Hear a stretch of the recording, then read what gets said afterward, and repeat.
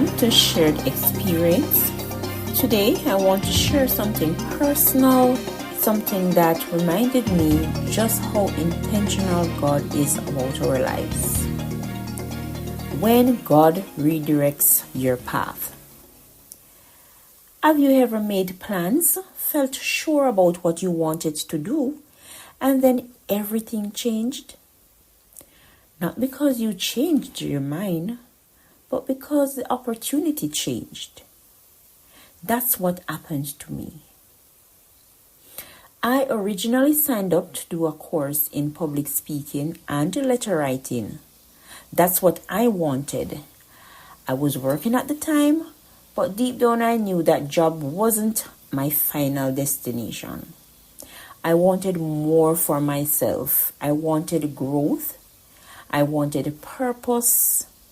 So I enrolled. I paid for the course and everything. Then I got the call.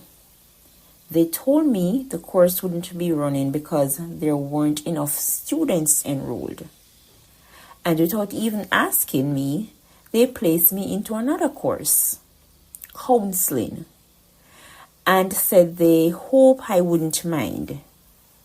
No, I could have complained. I could have said, no, that's not what I signed up for. But I didn't. I thought, well, I already paid. I'm seeking knowledge anyway. Let's just do it.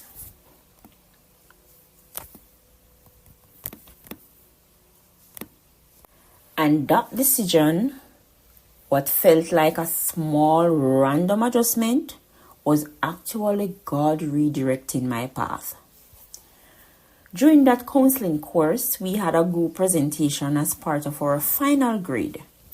Between work life, family life, and school, my partner and I was stretched thin. We barely had time to prepare. Even on presentation day, we weren't fully ready. But we did our best. It was a skit, and we poured into it the effort and the desire to do well. And when we were finished, something unexpected happened. I got compliments. They said my tone was strong, my voice carried well, my delivery was natural. And sometimes you don't even recognize your gifts until someone else points them out, right? Around that same time, I had just started my podcast. So I told them about it. I shared the Spotify link in our class group chat. Some of them listened and they gave positive feedback. Then the teacher reached out to me privately. He said it's good for someone just starting. It's really good. With some polishing, it could be professional. And then he said something that would change everything. He told me he owned an online radio station. He had started it some time ago and wanted to revamp. And he asked if I would be interested in putting my podcast on the station. That teacher was Mr. Morgan. Now here's the part that gives me chills. If my original public speaking course had gone through, Mr. Morgan would not have been the teacher.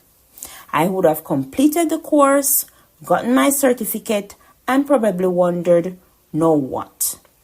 But God knew something I didn't.